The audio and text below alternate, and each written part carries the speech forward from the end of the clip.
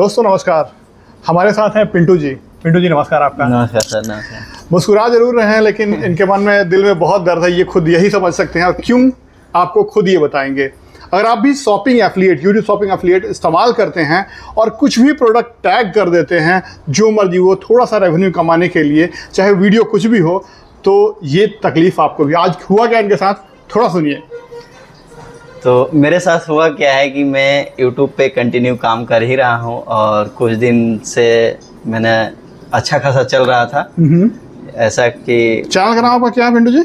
मेरा technical support से है। और मेरा जो भी वीडियो रहता है योजना से रिलेटेड रहता है, सरकारी योजना रहता है। अभी जैसे कि आया है महिला के लिए, महिला स्वयं रोजगार योजना के लिए आया हुआ है, तो उससे रिलेटेड सारा वीडियो रहता है। तो उसी में हम सोचे, बहुत ज़्यादा उत्साहित हुए, तो हम बहुत ज़्यादा शॉर्ट देखे कि बहुत जा रहा है व्यूज शॉर्ट का, और हम टैग करते जा रहे हैं प्रोडक्ट। उसमें प्रोडक्ट क्या प्रोडक्ट टैग करते थे? प्रोडक्ट कमीशन के अनुसार हमने तो वायर भी, बल्ब भी, लाइट भी। वीडियो टॉपिक क्या रहता था? वीडियो टॉपिक गवर्नमेंट स्कीम के रहता था, लेकिन हम टैगिंग लगा देते थे कुछ और।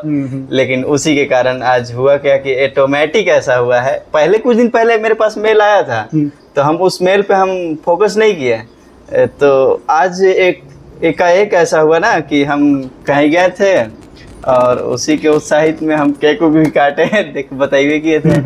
तो उसमें आके उसका वीडियो सोचे अपडेट करने के लिए और टैग लगाने के लिए, तो टैग लग ही नहीं रहा है। ओके। और तो ये मेल आया हुआ था? ये मेल आया हुआ था। ये मेल हमारे पास 5 दिन पहले आया हुआ था।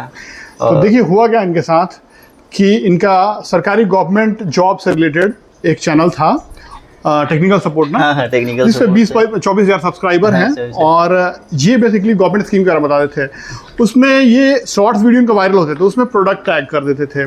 क्या, जैसे बल्ब या फिर जो भी वायर या जो भी चीज़ें जो ज़्यादा कमीशन मिलता था। तो ऐसे अगर आप भी करते हैं तो यूट्यूब अभी तक स्ट्रिक्ट नहीं था, गाइडलाइंस बना दिया है। आपको आगे गाइडलाइंस बताएंगे क्या है। और मैंने एक वीडियो में बताया भी था। तो वायलेशन का एक ईमेल आया सबसे पहले, ये इनको 5 दिन पहले आया था ना। ये 5 दिन पहले कि notice you are violating YouTube shopping affiliate tagging guidelines. ठीक है। और अगर आप भी नहीं जानते ऐसे कर रहे हैं तो थोड़ा सा सतर्क हो जाइए। अगर कुछ भी टैग कर रहे हैं तो हटा लीजिएगा, नहीं तो अगर ये मेल आता है ना तो समझ लीजिए कि फिर कोई सुनवाई नहीं होगी आपकी। तो इनको ये मेल आया हुआ है आज से 5 दिन पहले, आप देख लीजिए। Notice you are violating YouTube shopping affiliate tagging guidelines. और इसमें लिखा हुआ है कि आपको ये नोटिस इसलिए आया है क्योंकि आप YouTube shopping affiliate partner program में हैं और आपका एक से ज़्यादा वायलेशन हुआ है टैगिंग गाइडलाइंस में। तो बेसिकली टैगिंग में इनकी गलती यही थी कि कुछ भी प्रोडक्ट टैग कर दे रहे थे शॉर्ट्स पे अर्निंग के लिए, और अर्निंग बहुत ज़्यादा ऐसा कुछ था कि नहीं मिल रहा था, नहीं ना।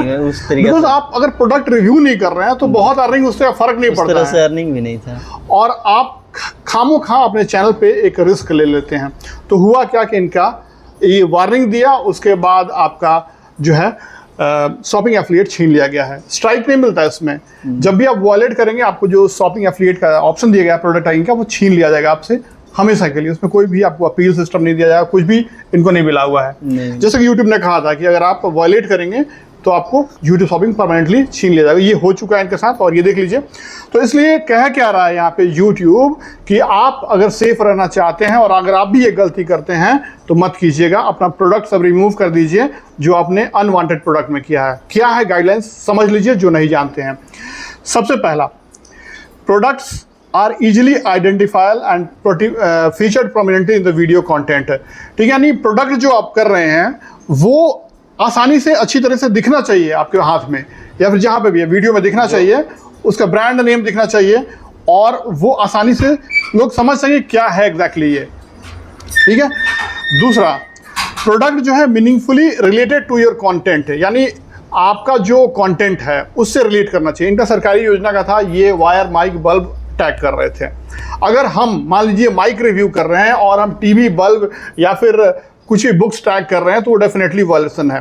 तो ये नहीं करना है आपको। तीसरा चीज़, प्रोडक्ट जो है वो, जैसे जो भी प्रोडक्ट है आपका, वो अदर ब्रांड्स का भी नहीं होना चाहिए। एग्जैक्टली उसी ब्रांड का, उसका मॉडल जो है वेरी कर सकता है, हो सकता है उसका अलग वेरिएंट आप डालिए फ़ोन कर रहे हैं तो, बट पूरा अलग मॉडल नहीं होना चाहिए। जितने लोग टैग कर रहे हैं प्रोडक्ट्स को गलत तरीके से, वो डेफिनेटली उनका भी इस तरह का नतीजा होने वाला है। तो अगर आप नहीं लूज़ करना चाहते हैं तो ये बात ध्यान से रखिएगा। और चौथा ये कि product are used in as intended. This means that the use of product aligns with the manufacturer intent and promote the uses. यानी जो मैन्युफैक्चरर कोई भी प्रोडक्ट जो आप दिखा रहे हैं तो जिस इंटेंट से वो बनाया है, जिस पर्पस के लिए बनाया है, वही दिखाइए। मान लीजिए कि ये हम एक माइक का रिव्यू कर रहे हैं और इस माइक को हम काम क्या होता है कि हमें सबसे पहले दिखाना है और माइक के बारे में ही वीडियो होना चाहिए, यानी आवाज़ के बारे में ही वीडियो होना चाहिए, तब यानी आपका कंटेंट जो है मीनिंगफुली रिलेट कर रहा है। और तीसरी चीज़ उसका इंटेंट जो है वही दिखाना है आपको। यानी आप अगर इस माइक को इसकी क्वालिटी टेस्टिंग वगैरह के अलावा आप मान लीजिए हम इसे तोड़ देते हैं व्यू के लिए, लीजिए मैं इसे तोड़ देता हूँ थोड़ा सा, देखिए कैसा दिख रहा है, कैसा हो रहा है क्या, या कुछ भी अनवांटेड चीज़ कर रहे हैं जो कि उससे मैन्युफैक्चरर उसका इंटेंट नहीं है, उससे तो ये भी वायलेशन है। तो ये 4 चीज़ आप बिल्कुल ध्यान रखिएगा।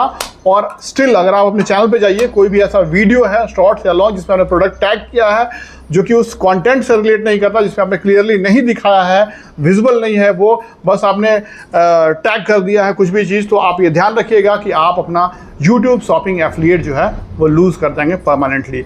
अगर पहले आपको नोटिस आएगा उसके बाद ऑटोमेटिकली जो है वो हटा दिया जाएगा। फिलहाल अभी कोई भी प्रावधान नहीं है इसमें अपील सिस्टम का।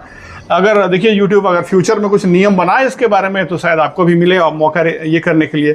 बट अब आपको और कोई दिक्कत नहीं है इसके, कोई मतलब मोनेटाइजेशन में और कोई दिक्कत नहीं है, स्ट्राइक नहीं है, कुछ ही तरह का अर्निंग आपका एड रेवेन्यू वैसे मिलते रहेगा, बाकी सारे फीचर ऑन रहेंगे, क्यों केवल आपको शॉपिंग एफिलिएट नहीं मिलेगा। शॉपिंग एफिलिएटेड शॉपिंग से आप कितना एक्स्ट्रा कमा लेते होंगे जो आपने ये रिस्क लिया? ऐसे सर कुछ ज़्यादा नहीं कमाते थे, लेकिन फिर भी एक आशा रहता था कि थोड़ा ज़्यादा, क्योंकि शॉर्ट्स में नॉर्मली पैसा बहुत कम मिलते हैं, तो एक उम्मीद रहता है कि चलो प्रोडक्ट टैग कर दिए तो डेफिनेटली आरपीएम तो बढ़ ही जाता है। तो उस लालच में आप मत कीजिए। अगर आपका एक्सक्लूसिव अनबॉक्सिंग का वीडियो है या फिर किसी प्रोडक्ट रिव्यू कर रहे हैं तभी कीजिए।